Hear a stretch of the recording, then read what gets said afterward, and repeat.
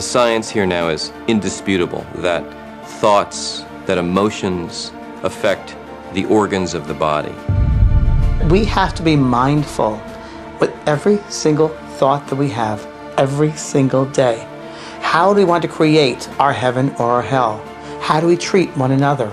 Because we are the source of everything within us. There is a poem by Rumi called The Guest House, which in many ways describes the human journey. This being human is a guest house. Every morning a new arrival, a joy, a depression, a meanness, some momentary awareness comes as an unexpected visitor. Welcome and entertain them all.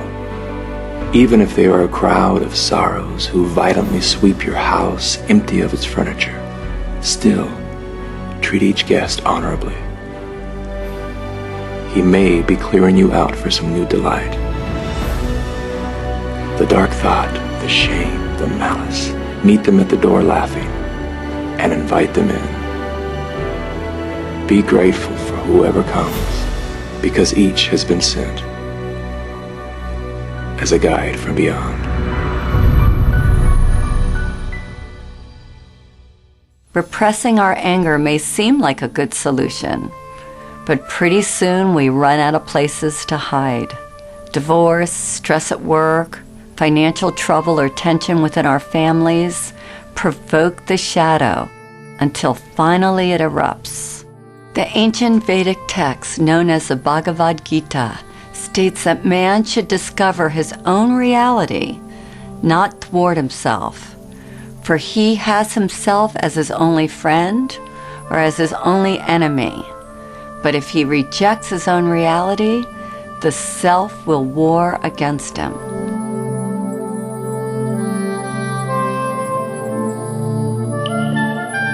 It's easy to love yourself when you wake up feeling strong and worthy and you have enough money in the bank and you feel great.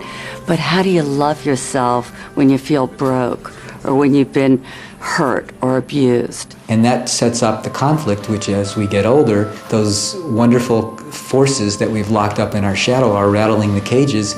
And sometimes if we're distracted, they sneak out and we think, and the people around us think, what were we thinking? And the answer is we weren't thinking. When we're pressed, the shadow can look like this.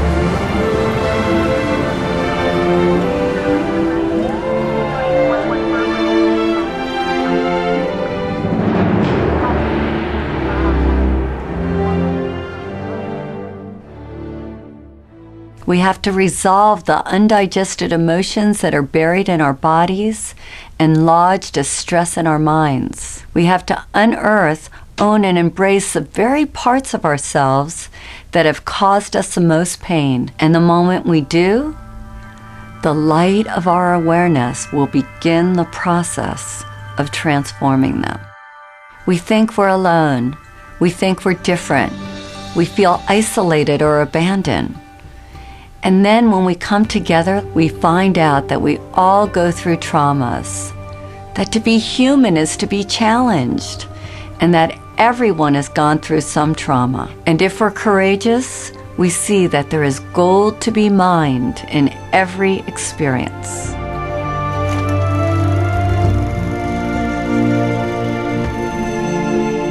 It's very interesting because I don't remember a single day where my mother was not drunk, and I had to live through this. And I didn't understand it. Very, very confused by it all. Why is this happening? Why is this happening? Who are you? Because as she would drink and as she became into that space, I knew I didn't know her. And I just wished she was dead. I said, I wish you were dead. Wish you were dead. I want the pain out of my life, because you don't belong here. Whoever you are, this intoxicated person, and as a child looking at this, because my father wasn't there either, I had to figure this out. But all I did was wish she was dead, right? Well, not until 30, 40 years later, after she had passed over, she lived many, many years after that, and after getting involved in this work, I realized that that was indeed one of the most incredible blessings of my life. I learned from that situation about compassion, and I learned about forgiveness. And that's a pretty big one, to have to learn about forgiveness. We see these things as horrific experiences, terrible experiences, dark experiences, when in truth, they're really enlightened experiences, because they help us to be who we are. They help us to be compassionate. They help us to be forgiving. They help us to look at someone very, very differently. What doesn't kill us makes us stronger. At a certain point in life, it's about saying, I have been through what I've been through. I've succeeded in some ways, perhaps, but I've also failed in some ways. I've been strong at times, but I've also been weak at times. I've gotten some things right, and other things I've gotten wrong. And some things have gone well for me, and some things have been damn awful. The issue is, what am I going to do with all of that? Two people can go through the exact same situation on an external level, but internally they do two completely different things with it. That's why we read incredible stories about people who went through the Holocaust, or people who were victims of genocide and yet they survived, and yet they go on to live extraordinary lives. And then you meet other people who went through a fraction of that in terms of an internal trauma, but they stay stuck in it forever. We begin to ask ourselves, what am I getting from staying stuck there? What am I avoiding from staying stuck there? And what we are avoiding is the greatest challenge of all, and that is to be who we can be in order to serve the world. I asked a few people to share their own shadow stories. Some of them are complete, others are ongoing. All of them are portraits of a fearless commitment to transformation. Sui is like that beautiful combination of a miracle. That part of her that she deems so worthless and unlovable actually comes bearing the greatest gifts and makes her the shining light that she is today. The pain that I've been carrying throughout my life was the pain of believing that I was abandoned by my parents because I wasn't pure enough. I'm actually mixed in terms of, half Japanese, half Chinese. I was considered mixed and impure enough to be raised in Japan. My parents live in Japan and they left me with my grandparents in Malaysia. I just felt so abandoned and rejected. My father ended up getting a divorce from my mother. He remarried another Japanese woman, but nobody ever told me that when my father came back with his wife, that she's not my mother. I felt the immediate rejection, that they didn't want me in their lives, and that they would rather have, 2 dogs than have me with them. Because I have always discarded my Japanese identity in favor of my Malaysian Chinese identity. I felt like the country has betrayed me, and I used that pain to really put it into my work.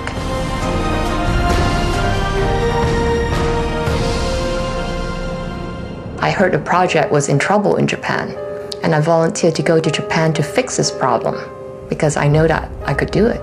That one day I stepped into Tokyo and I just felt that this is where I need to be to really discover and explore the Japanese half of me. In less than 3 years, I created a business from $40 million to over $200 million in a country dominated by men. Never heard of a half Japanese, half Chinese woman being a business leader in a big US telecom world. So I couldn't be the leader I am today without going through the emotions and the pain that I went through my whole life. If we look deeper, we will see that we all have a divine recipe.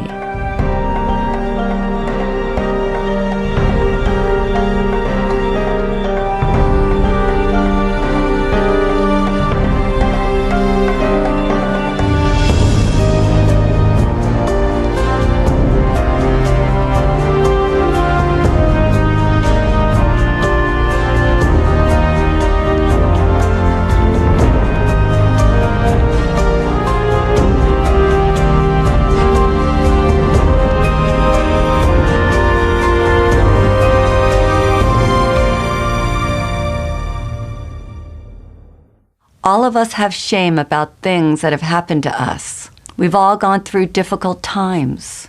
We address these issues so we can quiet our minds, heal our bodies, and get closer to our heart's desires. Hector had to let go of his macho persona to make peace with the one that he loved the most, which was his father. My father was your traditional Mexican man in the sense of working hard, wanting to get ahead, wanting to provide for his family. And as a young boy, I was looking for his love. I wanted his attention. The challenge was trying to figure out what was wrong with me, because obviously something's wrong with me. If, number one, he's not giving me the attention I want as a little boy, not giving me the love, yelling at me, being verbally abusive, obviously I did something wrong, there's something wrong with me. So I carried that story from that point on for a long time. And I realized he probably wasn't going to do it the way I wanted. He probably wasn't going to tell me what I wanted when I was a little boy. Mi hijo, te quiero, te adoro, I love you, son. I did some personal growth work. I went inside, looked at the shame, the guilt, the pain. I went through that, I healed that. And I was able to have that forgiveness with my dad and let that go. I wasn't going to tell him I love you for him. I was going to tell him I love you for me. My dad passed on. And I'm really grateful that I listened to that inner voice that said, go ahead and tell your dad that you love him. Do it for yourself. Dr. Edie Eger is one of the most beautiful divine women on the planet today. And she survived the worst circumstances, something that most of us can't even ever imagine. May 22nd, 1944, when I arrived in Auschwitz, there was chaos. My father was separated from us, and my sister and I facing Dr. Mengele. I didn't know who he was until later. And he pointed to my mom to go to the left and my sister and I to the right. I asked the inmate, when will I see my mother? And she pointed at the chimney, and fire was coming out of the chimney. And she said, you better talk about your mother in past tense, she's burning there. My sister and I hugged each other and said, the spirit never dies, the spirit never dies. I remember that so vividly, even today. In Auschwitz, we didn't know when we took a shower whether water is going to come out or gas. And then there were others who ran into the barbed wires, they got electrocuted. And that night, Dr. Mengele came to the barracks and wanted to be entertained. And my friends who knew that I was a very talented gymnast, and so they volunteered me, and I ended up dancing for Dr. Mengele. I closed my eyes, and the music was Tchaikovsky, and I was dancing in Budapest, the Romeo and Juliet. I completely dissociated, and we had choices. I chose to look at the guards, that they were more in prison than I was.